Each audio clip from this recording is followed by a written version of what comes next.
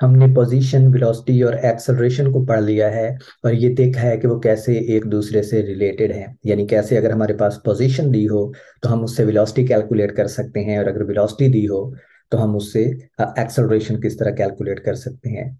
अब हम ये देखना चाहते हैं कि जब कोई ऑब्जेक्ट एक डायमेंशन में किसी एक सीधी लाइन में मोशन परफॉर्म करता है तो फिर उसकी वेलोसिटी और एक्सेलरेशन जो है मैथमेटिकली तो हम देख चुके हैं।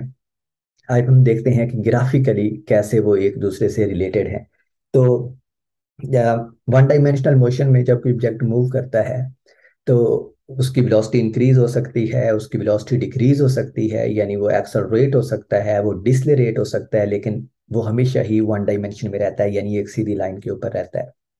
तो उस ऐसे किसी ऑब्जेक्ट की मोशन को देखने के दो तरीके हैं। जो फर्स्ट वन है वो मैथमेटिकल है, और जो सेकंड वन है अब वो ग्राफिकल है। तो हमारे पास दो वेज हैं ऐसे किसी ऑब्जेक्ट की मोशन को डिस्क्राइब करने के। जो फर्स्ट वन है वो है मैथमेटिकल, मैथमेटिकल जिसको आप एनालिटिकल भी कहते हैं, और जो दूसरा तरीका है वो है ग्राफिकल। तो इस वीडियो में मैं इन दोनों को डिस्कस करूंगा कि अगर हमारे पास अगर मैथमेटिकल फॉर्म दी हो तो उससे ग्राफिकल फॉर्म हम कैसे अखज कर सकते हैं। ये ज़रूरी है क्योंकि अभी आप ये चीज़ें सीख रहे हैं, बिल्कुल स्टार्ट है।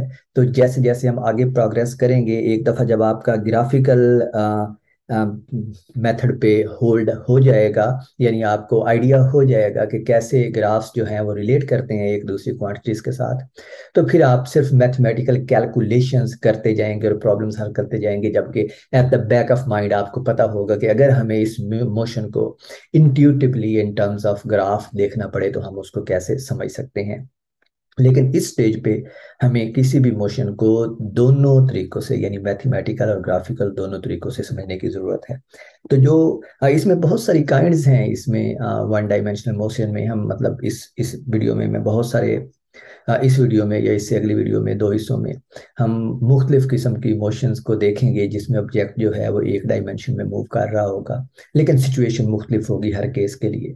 तो उनको हम स्टडी करेंगे, और उनमें जो सबसे पहला केस है वो है कि जिसमें ऑब्जेक्ट बिल्कुल मूव नहीं कर रहा होता, एक जगह पे रुका होता है। तो हम पहले केस को नाम देते हैं no motion at all. No motion at all.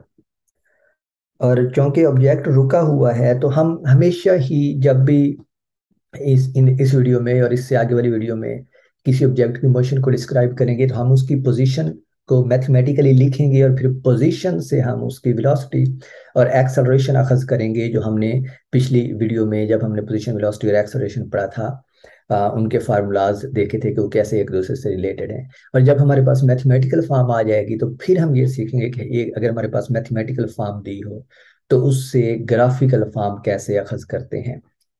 तो जो फर्स्ट केस है जिसमें हम कहते हैं कि ऑब्जेक्ट बिल्कुल मूव नहीं कर रहा, नो मोशन एट ऑल, उस केस में जो ऑब्जेक्ट की मैथमेटिकल फॉर्म है वो इस तरह है कि उसका जो डिस्प्लेसमेंट है वो कुछ इस तरह रिलेटेड होता है, x of T equals let's say B.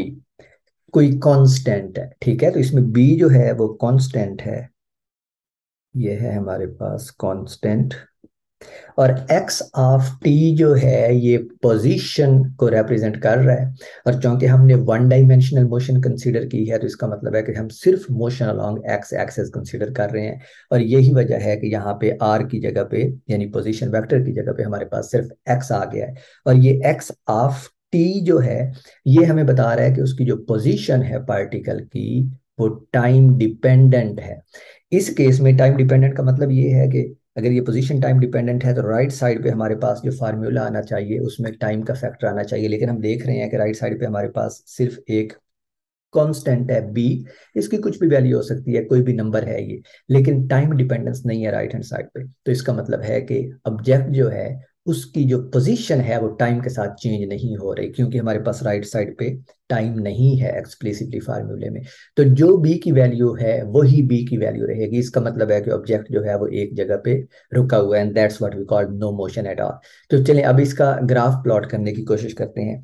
तो जब हम ग्राफ प्लॉट करेंगे तो मैं हमेशा ही तीन तरह के ग्राफ प्लॉट करूंगा इस वीडियो में और इससे आगे वाली वीडियो में, जब हम ग्राफिकली डिस्कस करेंगे ऑब्जेक्ट्स की मोशन को।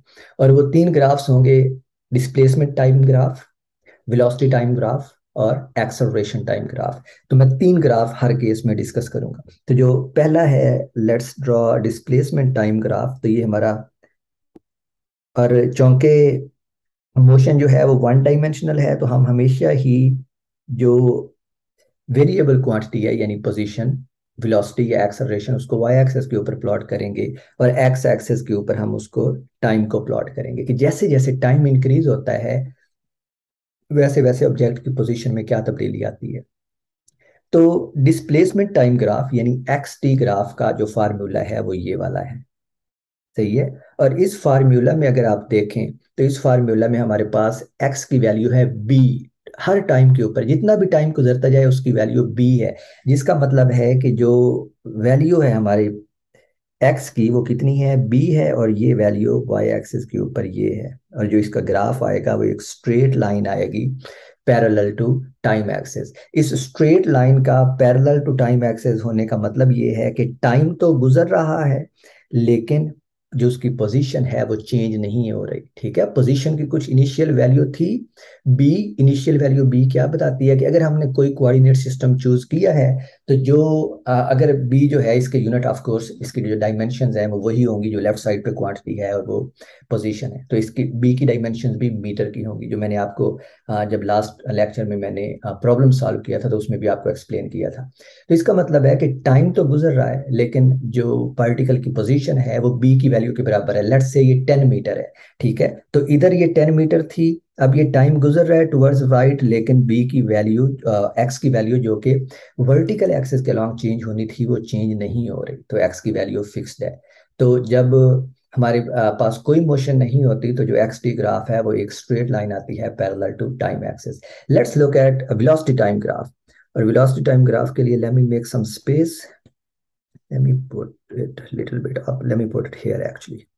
Okay, let's draw velocity time graph. तो अगेन हम वेलोसिटी टाइम ग्राफ में भी वही करेंगे कि टाइम को एक्स एक्सिस के ऊपर और वेलोसिटी को वाई एक्सिस के ऊपर। और ये है अब हमारा वी एक्स, और remember this is also time dependent. अगर मैं टी को एक्सप्लिसिटली नहीं दिखाता तो फिर भी इसका मतलब है कि हमारी जो मोशन है, जो हमारे वेरिएबल्स हैं एक्स वी और टी, एक्स वी और एक्सेलरेशन, ये टाइम डिपेंडेंट है। तो अब आपने वेलोसिटी कैलकुलेट करनी है। तो वेलोसिटी आप कैसे कैलकुलेट करते हैं, यू नो दैट वेलोसिटी जो है वो कैसे रिलेटेड है, D X divide by D T. इसमें एक्स जो है ये वाला एक्स है जो टाइम डिपेंडेंट है। अब मैं अगर इसको नहीं लिखता तो फिर भी इसका मतलब है कि ये टाइम डिपेंडेंट है। और एक्स की वैल्यू क्या है, एक्स की वैल्यू है बी जो कि एक कांस्टेंट है। और अगर आप कांस्टेंट का डेरिवेटिव ले विद रिस्पेक्ट टू टाइम तो हमारे पास आंसर क्या आना चाहिए, जीरो। तो वेलोसिटी जो है वो किसके बराबर आती है, जीरो के बराबर। ठीक है, इसका मतलब है कि वेलोसिटी जो है वो टाइम के साथ तब्दील नहीं हो रही, जीरो है ना। एक तो तब्दील नहीं हो रही और दूसरी इसकी वैल्यू जीरो है। रिमेंबर एक्स की वैल्यू यहाँ पे, हाँ, इस प्लॉट में कुछ नॉन जीरो थी। ठीक है, लेकिन v की वैल्यू एक्सप्लिसिटली जीरो आई है। तो इसका मतलब है जो वेलोसिटी टाइम ग्राफ है वो क्या होगा, उसके लिए हमारे पास एक लाइन होगी और वेलोसिटी की जीरो वैल्यू पे होगी, और वेलोसिटी की जीरो वैल्यू इस पॉइंट पे है। और उसके बाद जब टाइम इंक्रीज होगा तो वेलोसिटी की वैल्यू चेंज नहीं होती, जीरो ही रहती है। तो इसका मतलब है हमारे पास जो कर्व आएगा, let me again use yellow, okay, I am gonna increase the size of yellow dot. Okay, तो अब हमारे पास जो येलो आएगा वो ये वाला आएगा। तो ये वाला येलो जो है ये हमें क्या बता रहा है, वेलोसिटी टाइम ग्राफ बता रहा है। येलो, या इसका कलर मैं चेंज कर दूं, कोई और कलर कर दूं जो ज्यादा विजिबल हो इसके ऊपर। Let me see which colour is visible, हाँ येलो इज गुड। ओके, तो ये बल्कि नहीं, येलो अच्छा नहीं है, let me change it to red. So let me change it to red. oops, okay, let me plot it again. So this is time axis, and let me actually change it to red, and let me increase the size of red. Okay, तो हमारे पास जो velocity time, yeah, this is good. तो जो velocity time graph आएगा वो इस तरह का आएगा। This is also not good. तो ये हमारे पास velocity time graph again. No, please don't do that. Okay, तो ये हमारे पास वेलोसिटी टाइम ग्राफ आएगा, ठीक है। तो हमारे पास वेलोसिटी की वैल्यू जीरो है और वो टाइम गुजरने के साथ जीरो ही रहती है। अब हमने लेना है एक्सेलरेशन। तो एक्सेलरेशन आप कैसे लेंगे? अगेन हम एक्स एक्सिस के ऊपर टाइम लेते हैं और अब वाई एक्सिस के ऊपर हम लेते हैं acceleration. Oops. Yep, this is right. So this is now a x of t और हॉरिजॉन्टल एक्सिस के ऊपर हमारे पास टाइम है। तो एक्सेलरेशन की भी अगेन आप उसी फार्मूला से उसी तरीके से वैल्यू कैलकुलेट करेंगे। तो ए एक्स जो है ये किसके इक्वल होता है? D v x divide by D T. और v की वैल्यू हमने यहाँ पे कैलकुलेट की है, कितनी आई है? जीरो। अगर v की वैल्यू जीरो आई है तो इसका मतलब है उसका टाइम डेरिवेटिव लेंगे तो उसकी वैल्यू भी जीरो आएगी, ठीक है। तो एक्सेलरेशन का ग्राफ भी क्या आना चाहिए? हमारे पास एक लाइन आनी चाहिए जो कि जीरो के ऊपर हो और टाइम एक्सेस की तरफ इंक्रीज होती जा रही हो। तो ये हमारे पास जो है वो एक्सेलरेशन का ग्राफ है और ये हमारे पास वेलोसिटी का ग्राफ है और ये वाला हमारे पास क्या है? डिस्प्लेसमेंट टाइम ग्राफ है। तो ये तीन ग्राफ आए हैं हमारे पास जब ऑब्जेक्ट रेस्ट के ऊपर होता है, यानी उसके अंदर कोई मोशन नहीं होती। दूसरा केस हमारे पास है मोशन एट कांस्टेंट वेलोसिटी। और जब कोई ऑब्जेक्ट कांस्टेंट वेलोसिटी के साथ मूव करता है तो हम उसको दो तरह से डिस्कस कर सकते हैं। एक हम कह सकते हैं कि कांस्टेंट पॉजिटिव वेलोसिटी है और दूसरा कांस्टेंट नेगेटिव वेलोसिटी। तो जो पहला केस यहाँ पे मैं डिस्कस करूंगा वो है कांस्टेंट पॉजिटिव वेलोसिटी और फर्स्ट केस है कांस्टेंट कांस्टेंट पॉजिटिव वेलोसिटी, ठीक है। अब हमने हर केस के लिए सबसे पहले जो पोजीशन की मैथमेटिकल फॉर्म होती है वो लिखनी होती है। और जब ऑब्जेक्ट कांस्टेंट पॉजिटिव वेलोसिटी के साथ मूव कर रहा होता है तो उसकी जो पोजीशन की फॉर्म बनती है वो ये वाली बनती है, x of T equals, let me call it B T या B T plus A. So let's call it B T plus A. तो ये फॉर्म है जो जब ऑब्जेक्ट कांस्टेंट वेलोसिटी के साथ मूव करता है तो उसकी मैथमेटिकल फॉर्म इस तरह की होती है। और ये मैं एक्सप्लेन करता हूँ कि क्यों इसकी मैथमेटिकल फॉर्म इस तरह की बनती है। इसमें बी और टी जो हैं वो कांस्टेंट्स हैं, इनकी कुछ भी वैल्यूज हो सकती हैं। इस केस में दोनों पॉजिटिव हैं, ठीक है। मैं इसको एक्सप्लेन करता हूँ कि जब इसके नेगेटिव होने से क्या होता है, बल्कि वो हमारा दूसरा केस बनेगा जिसमें हम कांस्टेंट नेगेटिव वेलोसिटी को डिस्कस करेंगे। और मैथमेटिकल फॉर्म ये क्यों होती है जब कोई ऑब्जेक्ट कांस्टेंट वेलोसिटी से मूव करता है? उसकी रीजन ये है कि अगर मैं इस इक्वेशन का टाइम डेरिवेटिव लेता हूँ तो अगर मैं लेफ्ट साइड का टाइम डेरिवेटिव लेता हूँ तो ये D x by D T आएगा जो वेलोसिटी के बराबर है, ठीक है। और अगर मैं राइट साइड का टाइम डेरिवेटिव लेता हूं तो ए का टाइम डेरिवेटिव जीरो हो जाएगा क्योंकि ये कांस्टेंट है। और जब बी टी का टाइम डेरिवेटिव लूंगा तो इसमें बी कांस्टेंट है और टी का derivative with respect to t one आएगा, तो ये सिर्फ बी बच जाएगा। तो इसका मतलब है जो वेलोसिटी है वो सिर्फ बी के इक्वल आएगी जो एक कांस्टेंट वैल्यू है, जिसका मतलब है कि ऑब्जेक्ट कांस्टेंट वेलोसिटी के साथ मूव कर रहा है, ठीक है। तो ये रीजन थी कि हमारे पास जो डिस्प्लेसमेंट की फॉर्म है वो इस तरह की क्यों आती है। शायद अभी ये आपको थोड़ा सा अजीब लग रहा हो, लेकिन जैसे जैसे आप आगे चलेंगे आपको इजीली पता चल जाएगा कि कैसे वेलोसिटी से डिस्प्लेसमेंट या एक्सेलरेशन की एक्सप्रेशन लेनी है, या एक्सेलरेशन दिया हो तो उससे वेलोसिटी या डिस्प्लेसमेंट हमने कैसे लेना है। तो ये हमारी जनरल फॉर्म है। तो अगेन हमने तीन तरह के ग्राफ प्लॉट करने हैं, displacement time, velocity time and acceleration time. तो सबसे पहले हम डिस्प्लेसमेंट टाइम ग्राफ प्लॉट करते हैं। तो सबसे पहले बनेगा x T and let's again call this horizontal axis as time axis and the vertical axis as displacement axis। अब सवाल ये है कि हमारा जो लाइन बनेगी वो किस तरह की लाइन बननी है। और लाइन बनना मैं ये नहीं चाहता कि आप याद रखें, मैं चाहता हूँ कि आप मैथमेटिकली जानते हो कि जब कोई ऑब्जेक्ट कांस्टेंट वेलोसिटी से मूव करता है तो उसके डिस्प्लेसमेंट टाइम का प्लॉट किस तरह का आता है। उसके लिए अगेन आपने इस मैथमेटिकल फॉर्म के ऊपर गौर करना है, सही है। ए जो है ये कांस्टेंट है, इसका मतलब है इसकी कोई भी वैल्यू है ये फिक्स्ड है। लेट्स से इसकी वैल्यू 10 है, 10 मीटर होगा। ऑफ कोर्स डायमेंशन इसकी एक्स की डायमेंशंस होनी चाहिए। और जो बी है उसकी भी कुछ वैल्यू होगी। और अब आप टी को देखें, और जब आप टी को 1 सेकंड पुट करेंगे तो ये वैल्यू इसमें कुछ ऐड हो जाएगी, ठीक है। जब टी को 2 सेकंड पुट करेंगे तो अब 2 टाइम्स बी आएगा प्लस ए, तो पहले वाली वैल्यू से ज्यादा वैल्यू हो जाएगी। टी को 3 इंक्रीज करेंगे तो वैल्यू और इंक्रीज हो जाएगी एक्स की। इन शॉर्ट मतलब ये है कि हमारे पास एक डायरेक्ट टाइम डिपेंडेंस है पोजीशन की। तो जैसे जैसे टाइम बढ़ रहा है पोजीशन की वैल्यू बढ़ रही है। इसका मतलब है कि अब हमारे पास जो पोजीशन का ग्राफ आएगा वो इस तरह का नहीं आएगा, एक straight line parallel to x axis नहीं आएगी जैसे लास्ट केस में आई थी।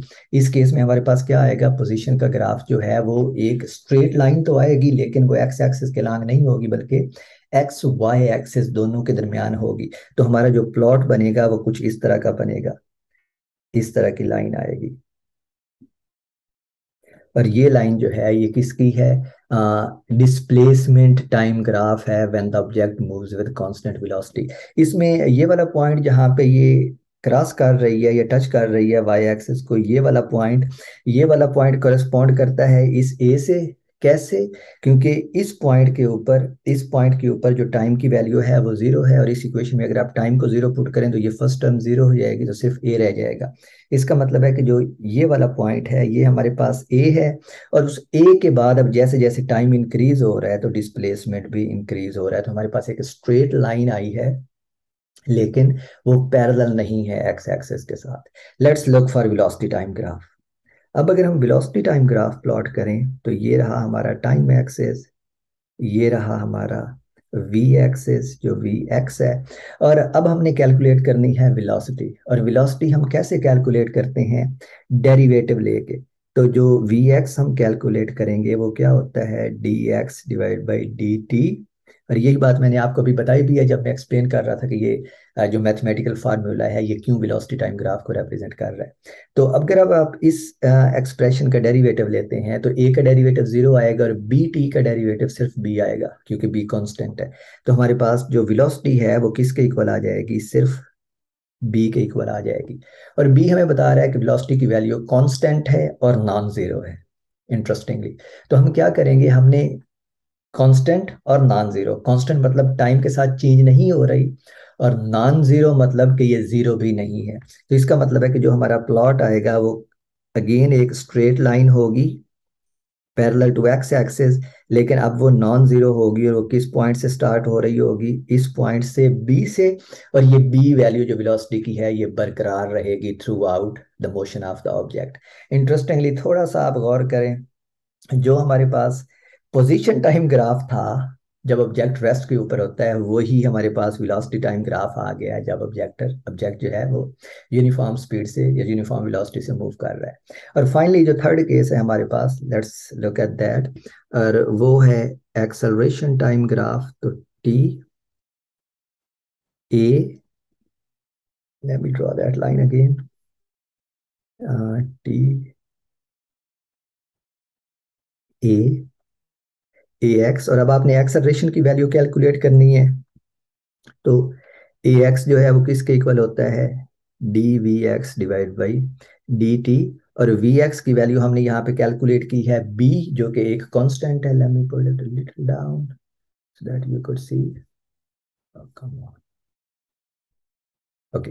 सो अब अगर आप बी का टाइम डेरिवेटिव लेते हैं तो वो क्या आएगा, जीरो आएगा। तो इसका मतलब है जो एक्सेलरेशन है वो जीरो है, और अगर एक्सेलरेशन जीरो है तो उसकी जो लाइन बनेगी वो ये वाली बनेगी, ठीक है, पैरेलल टू टाइम एक्सिस। और स्टार्ट कहाँ से हो रही है, इस पॉइंट से जीरो पे स्टार्ट हो रही है। तो जो एक्सेलरेशन का ग्राफ बनेगा वो इस तरह का बनेगा। अब अगर हम दूसरा केस कंसीडर करते हैं कांस्टेंट नेगेटिव वेलोसिटी वाला, object moving with constant negative velocity, ठीक है।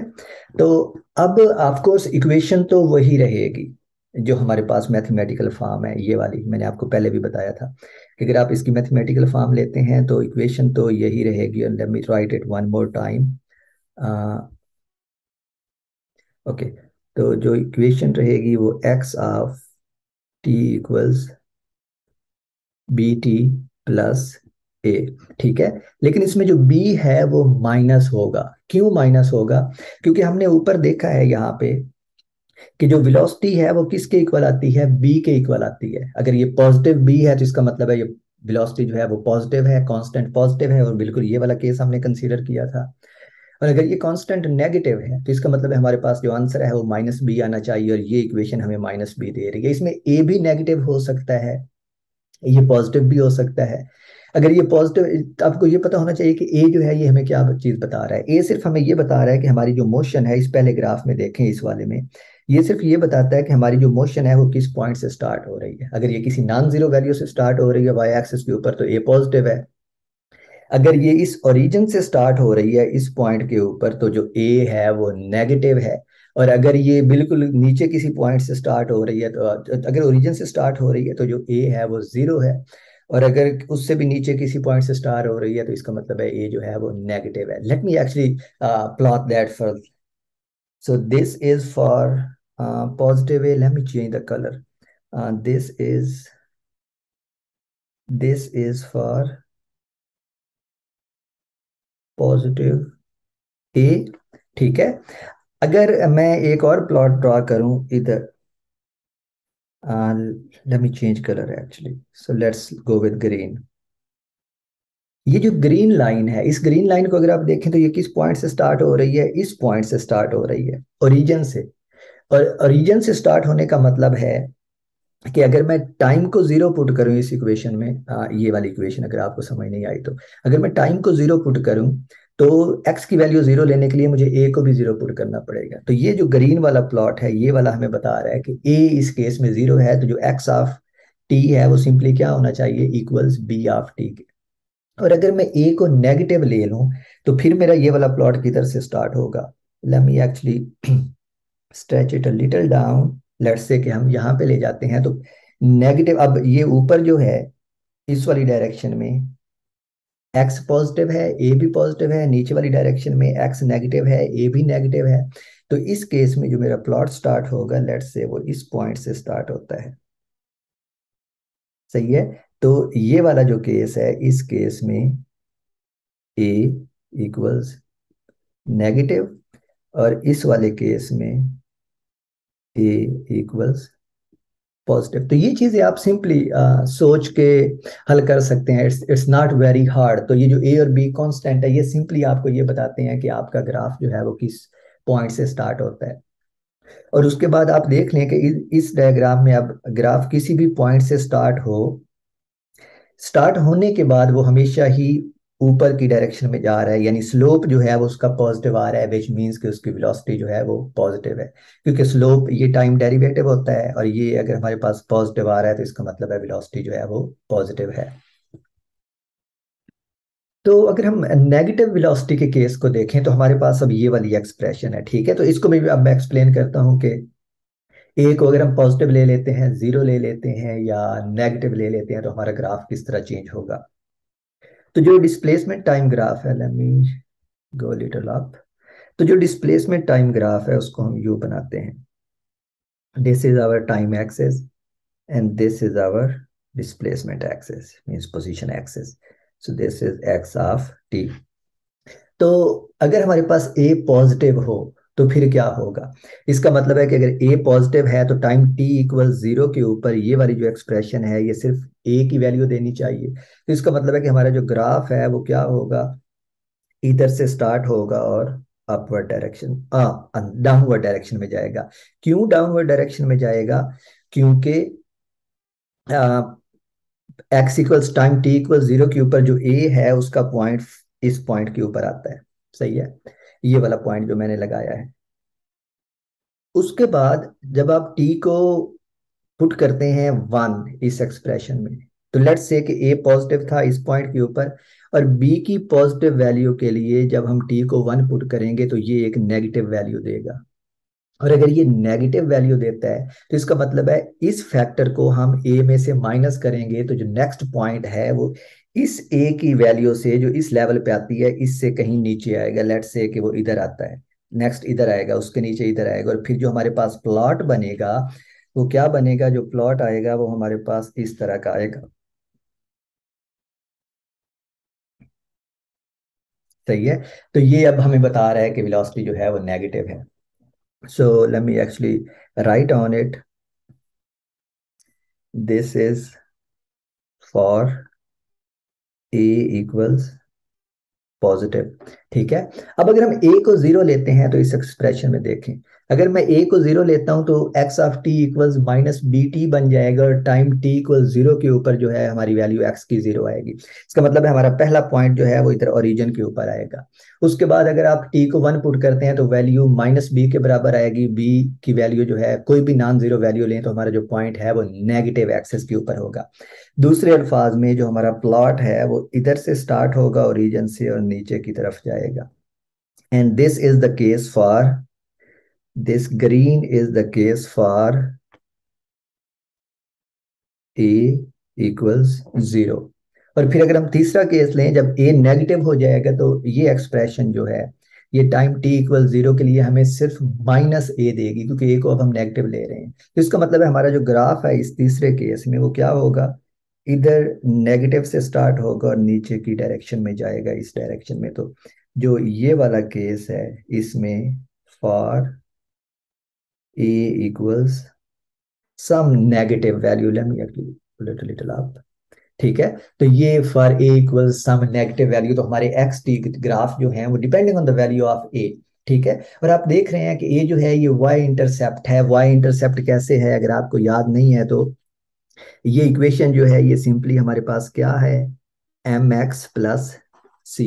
इसमें जो सी है ये इक्वेशन ऑफ, ये वाली जो येलो इक्वेशन जो मैंने अभी लिखी है, let me right it's name first. This this is point slope form. अगर आपको फर्स्ट ईयर की मैथमेटिक्स से ये इक्वेशन याद हो तो इस इक्वेशन को पॉइंट स्लोप फॉर्म या स्लोप इंटरसेप्ट सॉरी, इस इक्वेशन को कहते हैं स्लोप इंटरसेप्ट फॉर्म या पॉइंट स्लोप फॉर्म, जो भी है मुझे याद नहीं है, but I guess it's slope intercept form. Slope intercept form बताने का मकसद ये है कि ये इक्वेशन आपने इन जनरल मैथमेटिक्स में पहले पढ़ी हुई है। इस इक्वेशन में जो y है ये वाई एक्सिस को रिप्रेजेंट करता है, जो एक्स है वो एक्स एक्सिस को रिप्रेजेंट करता है, जो एम है वो स्लोप को रिप्रेजेंट करता है, और जो सी है ये वाई इंटरसेप्ट को रिप्रेजेंट करता है, यानी हमारी जो लाइन है वो वाई एक्सिस के ऊपर कहाँ पे टच कर रही है। ठीक है। और अगर अगर आप इन दोनों इक्वेशंस को रिलेट करें, इन दोनों इक्वेशंस को अगर आप रिलेट करते हैं तो हमारी जो ए है वो क्या है, सिंपली वाई इंटरसेप्ट है, यानी हमारी जो लाइन है, जो ग्राफ ग्राफ हमें ड्रॉ करना है वो वाई एक्सिस के ऊपर किस पॉइंट पे कट करता है। और देख लें इस पॉइंट के ऊपर ए पॉजिटिव है, इस पॉइंट के ऊपर ए जीरो है, और इस पॉइंट के ऊपर ए नेगेटिव है। इट डिपेंड्स ऑन कि आपकी जो वाई इंटरसेप्ट है उसकी वैल्यू क्या है। जो m है अगर हम इसको देखें तो ये माइनस बी के बराबर है, जो ये बता रहा है कि जो स्लोप है इस इक्वेशन का, और स्लोप इस इक्वेशन का वेलोसिटी के बराबर है, ये ऊपर हमने इसको कैलकुलेट किया है। Okay, there something going on. तो जो स्लोप है इस इक्वेशन का, ये वाला m ये मनफी b के बराबर है, इसको हमने कैलकुलेट किया, ये वेलोसिटी है। तो इसका मतलब है कि जो वेलोसिटी है वो नेगेटिव है इस केस में। और y जो है वो x ऑफ t है, हमने पोजीशन को y एक्सिस के ऊपर प्लॉट किया है, और सिमिलरली x एक्सिस के ऊपर हमने टाइम को प्लॉट किया है। तो it's just the same slope intercept form जो आपने फर्स्ट ईयर में पढ़ी हुई है। चलिए नेक्स्ट चलते हैं। अगर हम इसी का वेलोसिटी टाइम ग्राफ ड्रॉ करें, यानी अगर हम टाइम एक्सिस, वेलोसिटी एक्सिस, और अगर हम वाई एक्सिस के ऊपर वी एक्स को ले लें तो इस इक्वेशन का अब अगर हम डेरिवेटिव लें तो हमारे पास वेलोसिटी आ जाएगी, और वेलोसिटी क्या बनेगी, V X equals D X divide by D T. और D X divide by D T जो है वो माइनस बी के इक्वल आएगा। और मैं बिल्कुल यही बता रहा था कि माइनस बी जो है वो स्लोप जो है वो वेलोसिटी है, और माइनस बी का मतलब है कि वेलोसिटी नेगेटिव है और कांस्टेंट है, तो इसका मतलब है ये वक्त के साथ डिक्रीज हो रही है। तो इसका जो अ, तो इसका जो प्लॉट आएगा वो नेगेटिव है और कांस्टेंट है, जिसका मतलब है कि अगर हम इसका प्लॉट ड्रॉ करें तो वो इस तरह होगा। स्ट्रेट लाइन जो है पैरेलल टू टाइम एक्सिस ये बता रही है कि वो कांस्टेंट है वेलोसिटी, और ये जीरो वाले इस जीरो पॉइंट से ओरिजिन से नीचे का मतलब है कि ये हमारे पास जो वैल्यू है वो माइनस बी है। ठीक है। ऊपर वाले केस में देखें, ऊपर वाले केस में just give me a moment, it's not moving, okay it's जी। इस केस में अगर आप देखें तो जो वो था प्लस बी था, और इस केस में हमारे पास वेलोसिटी जो है वो माइनस बी हो गई। तो इसका सिंपली मतलब ये है कि ऊपर वाले केस में वेलोसिटी जो थी वो पॉजिटिव कांस्टेंट थी, और इस वाले केस में जो वेलोसिटी है वो नेगेटिव कांस्टेंट है। और जब आप थर्ड ग्राफ ड्रॉ करते हैं एक्सेलरेशन टाइम का, तो that is again easy. Acceleration is the slope of velocity, which is the time derivative of velocity. This axis is ax, और अगर आप ax कैलकुलेट करना चाहते हैं तो ax बनेगा dvx डिवाइड बाई dt। और अगर आप इस एक्सप्रेशन का टाइम डेरिवेटिव लेते हैं तो अगेन वो जीरो आएगा। तो जो अगेन एक्सेलरेशन इस केस में भी है वो जीरो आएगा। और अगर आप एक्सेलरेशन की लाइन ड्रॉ करते हैं तो अगेन वो इस हमारे हॉरिजॉन्टल एक्सिस के ऊपर आएगी, और ये वाला जो है ये हमारे पास एक्सेलरेशन टाइम ग्राफ होगा, और ये हमारे पास वेलोसिटी टाइम ग्राफ होगा।